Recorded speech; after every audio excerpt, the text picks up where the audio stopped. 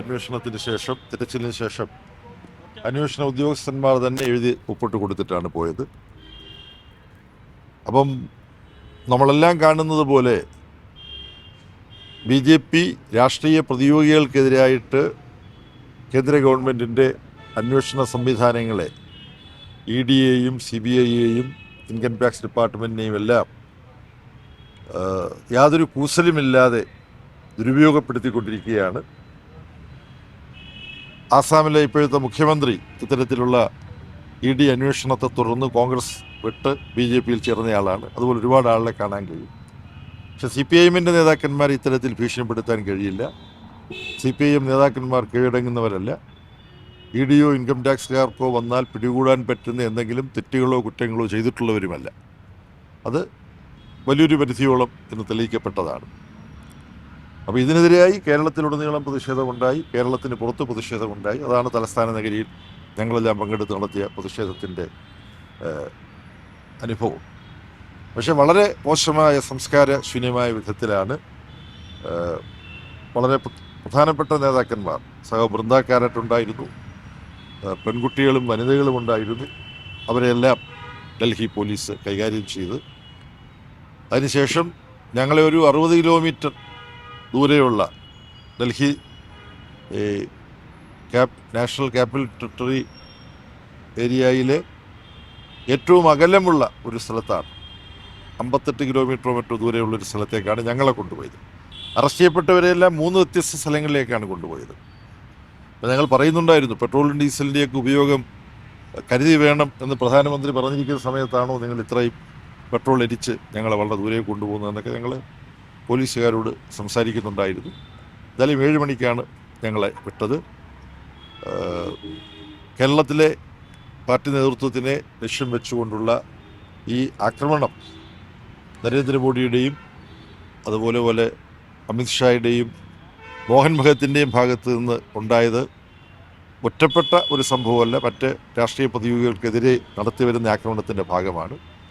ഇവിടെ ശ്രദ്ധേയമായൊരു കാര്യം, എന്തുകൊണ്ട് പിണറായി വിജയനെ അറസ്റ്റ് ചെയ്യുന്നില്ല എന്ന് ചോദിച്ചുകൊണ്ട് പരാതിപ്പെട്ട് പോന്നിട്ടുള്ള ഒരു പാർട്ടി, ഇന്ത്യയിലെ പ്രധാനപ്പെട്ട പ്രതിപക്ഷ പാർട്ടിയായ അഖിലേന്ത്യാ തലത്തിൽ ഞങ്ങളുമായിട്ട് സഹകരിക്കുകയൊക്കെ ചെയ്തുകൊണ്ടിരിക്കുന്ന കോൺഗ്രസിൻ്റെ നേതൃത്വമാണ്. കേരളത്തിൽ തന്നെ പലതവണ വന്ന് ത്രിതല പഞ്ചായത്ത് തിരഞ്ഞെടുപ്പിൻ്റെ സമയത്ത് ചോദിച്ചു, ഇപ്പോൾ നിയമസഭാ തിരഞ്ഞെടുപ്പിൻ്റെ സമയത്തും ചോദിച്ചു. പക്ഷേ ED പിണറായി വിജയൻ്റെ വീട്ടിലും മറ്റ് സ്ഥലങ്ങളിലുമെല്ലാം അരിച്ചു പെറുക്കിയിട്ടും പിണറായി വിജയനെ അറസ്റ്റ് ചെയ്യുന്നതിന് ദുരുപയോഗപ്പെടുത്താവുന്ന വിവരങ്ങൾ പോലും, വ്യാഖ്യാനിച്ച് ഒപ്പിക്കാവുന്ന വിവരങ്ങൾ പോലും അവർക്ക് കിട്ടിയില്ല. കേരള മുഖ്യമന്ത്രി VD സതീശനും പ്രതിപക്ഷ നേതാവ് ശ്രീ രാഹുൽ ഗാന്ധിയുമെല്ലാം ഇപ്പോൾ ഈ സംഭവവാസ്തവങ്ങൾ എങ്ങനെ നോക്കിക്കാണുന്നു എന്നറിഞ്ഞുകൂടാ. എന്നാലും പ്രതിപക്ഷത്തിൻ്റെ ഒരു ഉത്തരവാദിത്വമല്ല അഖിലേന്ത്യാ തലത്തിൽ കോൺഗ്രസും പ്രതിപക്ഷ നേതാവ് ശ്രീ രാഹുൽ ഗാന്ധിയും കാണിക്കുന്നത് എന്നുകൂടി ഈ സന്ദർഭത്തിൽ പറയാതിരിക്കാൻ നിർവാഹം. ഇത്രയും വലിയ റെയ്ഡ് നടന്നിട്ടും 2 തവണ മാധ്യമങ്ങൾ മുഖ്യമന്ത്രിയെ സമീപിച്ചപ്പോൾ ഒരു മൗനം തുടരുന്ന സമീപനമാണ് ഉണ്ടായിട്ടുള്ളത്. അത് BJP കോൺഗ്രസ് കൂട്ടുകെട്ടാണ് എന്ന് പറയാൻ കഴിയും? കൂട്ടുകെട്ടെന്ന് ആരോപിക്കണമെന്ന് എനിക്ക് അറിഞ്ഞുകൂടാ. അതിനാവശ്യമായിട്ടുള്ള കൂടുതൽ വസ്തുതകളും വിവരങ്ങളും വേണം.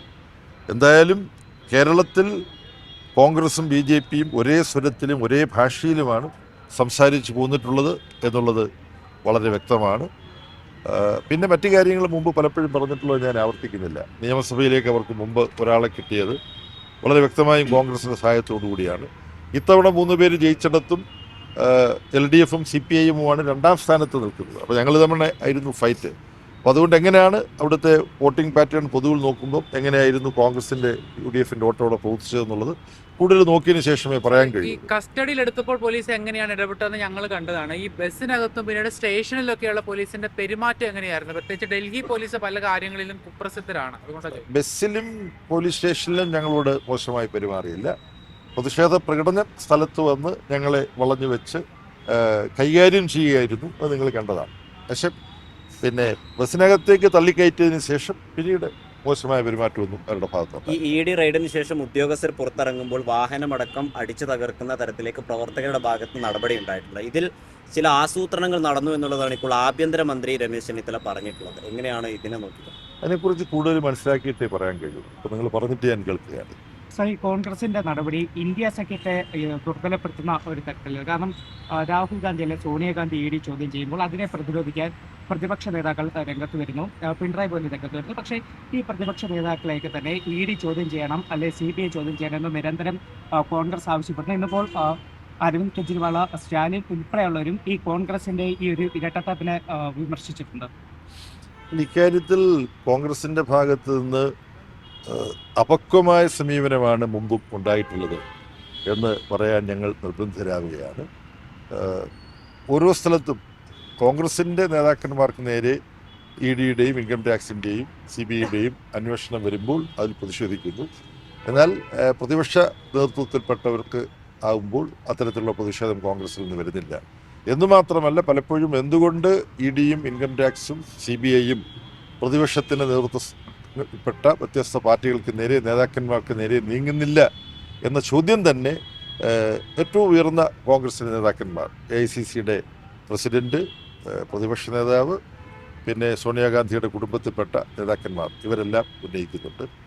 അപ്പം ശബരിമലയുമായി ബന്ധപ്പെട്ട കാര്യങ്ങൾ അറിയാം, അത് വീണ്ടും ആവർത്തിക്കുന്നില്ല. അപ്പോൾ ഇത്തരത്തിൽ ഒരു പ്രതിപക്ഷ നേതൃത്വ സ്ഥാനത്തിരിക്കുന്ന പാർട്ടിയാണ് കോൺഗ്രസ് പാർട്ടി.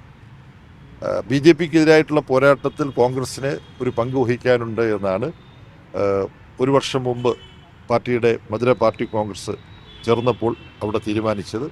ആ സമീപനത്തിൽ തന്നെയാണ് പാർട്ടി ഇപ്പോഴും ഉറച്ചു നിൽക്കുന്നത്. ഫാസിസ്റ്റ് സ്വഭാവമുള്ള RSS നിയന്ത്രിക്കുന്ന BJPക്കെതിരായി വിപുലമായ പ്രതിപക്ഷ സഹകരണം വേണം. ചില സ്ഥലത്ത് പരസ്പരം മത്സരിക്കേണ്ടി വരുമെന്ന് ഞങ്ങൾ പറഞ്ഞിട്ടുണ്ട്. പക്ഷേ അങ്ങനെ മത്സരിക്കേണ്ടി വരുന്നിടത്ത് പക്വമായ പാകതയുള്ള ഒരു രാഷ്ട്രീയ നേതൃത്വത്തിൻ്റെ സമീപനം പരസ്പരം വിമർശിക്കുമ്പോൾ വേണം. അത് കോൺഗ്രസിൻ്റെ ഭാഗത്തു നിന്നും അവരുടെ ഏറ്റവും സമുന്നതമായ നേതൃത്വത്തിൻ്റെ ഭാഗത്തു നിന്നും ഉണ്ടാകുന്നില്ല. സംസ്ഥാനത്തെ കോൺഗ്രസ് നേതാക്കന്മാർ കുറച്ചൊക്കെ അപക്വമായി പെരുമാറിയാലും ഞങ്ങൾക്കത് മനസ്സിലാക്കാവുന്നതേ ഉള്ളൂ.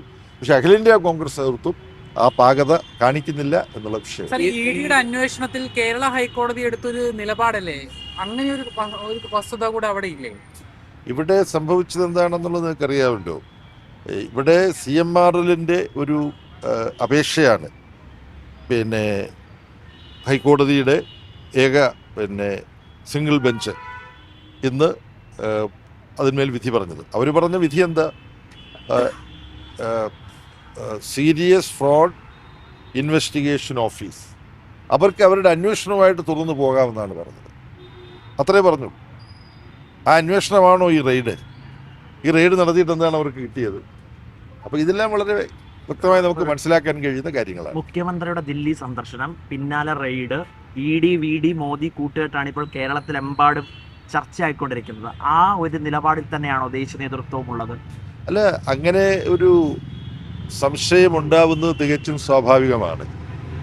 ആ സംശയം പാർട്ടിയുടെ അഖിലേന്ത്യാ നേതൃത്വത്തിന് കൊണ്ട് തുടർന്നുള്ള ദിവസങ്ങളിൽ അതിനെക്കുറിച്ചുള്ള കൂടുതൽ വിവരങ്ങൾ നിങ്ങൾക്കും ഞങ്ങൾക്കും വ്യക്തമാകുമെന്നാണ് പ്രതീക്ഷ. തുടർ പ്രക്ഷോഭങ്ങളോ തുടർ പ്രതിഷേധങ്ങളോ അതെങ്ങനെയാണ് കേന്ദ്ര നേതൃത്വം ആലോചിക്കുന്നത്? അല്ല, ഇതിലിപ്പോൾ വീണയുടെ നേതൃത്വത്തിലുള്ള പ്രവർത്തിച്ചിരുന്ന എക്സാ ലോജിക് എന്ന് പറയുന്ന കമ്പനിയുമായി ബന്ധപ്പെട്ട് ഈ SFIO അവരുടെ അന്വേഷണത്തെ നിയമപരമായി അവർ നേരിടും. ഇപ്പം തന്നെ വീണ മണിക്കൂറുകളോളം അവരുടെ ഇൻട്രോഗേഷന് വിധേയമാവുകയുണ്ടായി നേരത്തെ തന്നെ, അതെല്ലാവർക്കും അറിയാവുന്നതാണ്. അതിൽ നിന്ന് എന്തെങ്കിലും അവർക്ക് ഇൻക്രിമിനേറ്റിംഗ് ആയിട്ട് കിട്ടിയിട്ടുണ്ട്, കേസിൽ മുന്നോട്ട് പോകാൻ പറ്റുന്ന എന്തെങ്കിലും വിവരങ്ങൾ അവർക്ക് കിട്ടിയിട്ടുണ്ടോ ഇല്ലയോ എന്നുള്ള അറിഞ്ഞുകൂടാ. ഇത് പിണറായി വിജയനെയും CPIഎമ്മിനെയും ആക്രമിക്കുന്നതിൻ്റെ ഭാഗമായിട്ടാണ് ഈ എൻഫോഴ്സ്മെൻറ്റ് ഡയറക്ടറേറ്റിനെ കേന്ദ്ര യൂണിയൻ BJP ഗവൺമെൻറ് രൂപപ്പെടുത്തുന്നത്. അതിനെ രാഷ്ട്രീയമായി നേരിടും, മറ്റു കാര്യങ്ങൾ നിയമപരമായിട്ട്. അക്രമ സംഭവങ്ങളെ അപലപിക്കുന്നുണ്ടോ? പ്രതിഷേധങ്ങളെ തുടർന്നുണ്ടായ അക്രമ സംഭവങ്ങളെ അപലപിക്കുന്നു. അതിനെക്കുറിച്ചുള്ള കൂടുതൽ വിവരം എനിക്കില്ല. ഞങ്ങൾ പോലീസ് കസ്റ്റഡിയിൽ നിന്ന് ഇപ്പോൾ വന്നിട്ടേ ഉള്ളൂ. കൂടുതൽ വിവരങ്ങൾ മനസ്സിലാക്കിയിട്ട് പറയാം.